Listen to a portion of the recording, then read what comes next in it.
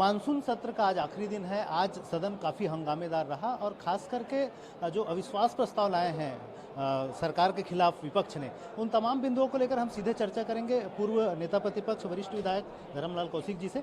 ये आप लोग आज जो सदन में प्रमुख रूप से आपने मुद्दा उठाया गौठान को लेकर, वो किस तरह से मामला है और किस तरह का गड़बड़िया सामने उसमें उजागर कर? देखिए, पूरे गौठान में भारतीय जनता पार्टी के द्वारा कार्यक्रम बना करके उसका निरीक्षण करने का काम किया है।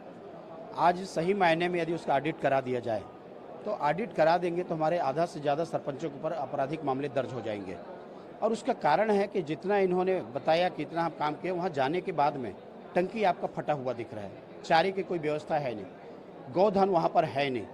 और ऐसा लगता है जैसे दूध के चंडी में कि डायरी बना करके 3 पाव 4 पाव जो लिखते जाते हैं, ऐसे ही वहाँ पर डायरी बना करके लिखा जा रहा है। गोबर तो नहीं आ रहे, लेकिन उसके बाद भी उसमें लिखने का काम किया जा रहा है।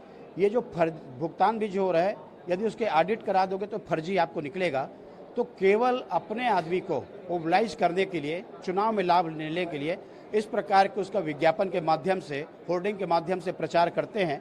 लेकिन हकीकत में मैंने तो कहा 5 यदि गौठान में चले जाए तो ये हकीकत दिखाई पड़ेगी कि वास्तविकता में क्या है।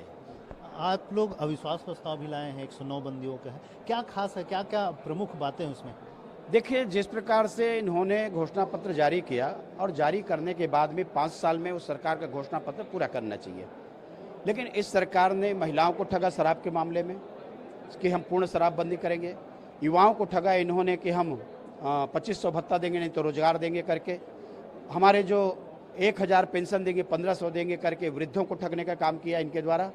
और इसके साथ में हमारे युवाओं को ठगने का जो काम किया है, और इसके साथ में किसान को जो ठगने का काम किया, इनके आने के बाद में यूरिया लगभग गायब हो गई है।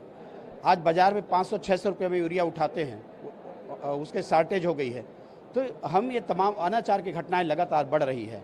उसका हमने कल देखा कि शिशु मृत्यु दर कितना, यहाँ पर जो नवजात शिशु हैं लगभग 39,000 की मृत्यु हो गई है। यहाँ पर पोषण आहार जो महिलाएं चला रहे थे 20,000, उनको बेरोजगार करने का काम इस सरकार के द्वारा किया गया है। तो तमाम इन्होंने जो घोषणा पत्र जारी की, इन्होंने कहा कि हम मंडी टैक्स छूट देंगे, आज धान को लेकर के 5% मंडी टैक्स जो बढ़ा दिए हैं।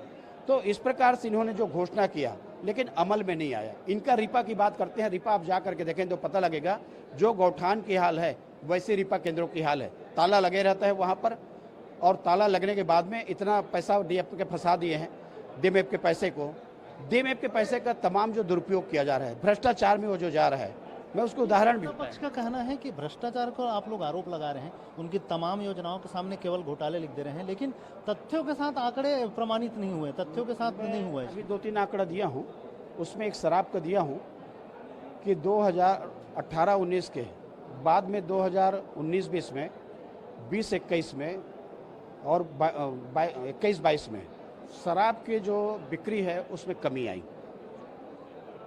आखिर शराब पीने वाले कम नहीं हुए, कमी क्यों आई? लेकिन जब ईडी का रेड हुआ तो 23-24 में वृद्धि हो गई 600 करोड़ रुपए से ऊपर। तो पीने वाले वही लोग हैं। क्या वो इसका इंतजार कर रहे थे ईडी का कि जब वो रेड करेंगे तो शराब पीने के लिए वो जाएंगे, और जब वो रेड नहीं हुआ था तो क्या वो शराब नहीं पी रहे थे? ये प्रमाणित है, विधानसभा के जवाब में मंत्री ने उत्तर दिया है। तो जो बातें हमने कही है लगभग प्रमाणित बातों को कही है। और ये सरकार वास्तविक में एक लाइन में कहा जाए तो केवल भ्रष्टाचार, घोटाला, इसी की सरकार है और उसमें सिमट करके रह गई है। संख्या बल के दृष्टिकोण से देखा जाए तो काफ़ी आप लोग कम है। क्या लगता है इन आरोप पत्र के माध्यम से आप लोग जनता के बीच एक मैसेज देने का प्रयास कर रहे हैं कि इस तरह के गड़बड़ियाँ यहाँ हो रही? देखो, प्रतिपक्ष में हमको बैठाया गया है जनता ने, तो हमारा काम है चौकीदारी करना। सरकार की जो तिजोरी है और उसकी तिजोरी की हम चौकीदारी कर रहे हैं कि जनता का गाढ़ी कमाई का पैसा उसका दुरुपयोग ना हो। लेकिन इस सरकार में जिस प्रकार से जनता के गाढ़ी कमाई का पैसा का दुरुपयोग कर रहे हैं, ये जनता के बीच में ले जाकर के इस बात को रखना और अविश्वास प्रस्ताव के माध्यम से जनता को जानकारी देना और इसके बाद में कार्य योजना बना करके जनता के बीच में भी जाना, ये हमारी जो जवाबदारी है, उस जवाबदारी को हम प्रतिपक्ष का पूरे निभाएंगे और इसीलिए हम लोग अविश्वास प्रस्ताव सरकार के खिलाफ में लाए। बिल्कुल, शुक्रिया। तो ये थे धर्मलाल कौशिक जी। इनका साफ तौर पर कहना है कि इन तमाम आरोपों के माध्यम से जनता के बीच जाएंगे और किस तरह से सरकार गड़बड़ियाँ कर रही है, इन तमाम चीज़ों को जनता के बीच उजागर करने का ध्येय ही अविश्वास प्रस्ताव को लाना है। अब देखना होगा इसका आने वाले समय में कितना असर होता है। कैमरा पर्सन संतोष के साथ स्वराज एक्सप्रेस के लिए रायपुर से दिलीप साहू।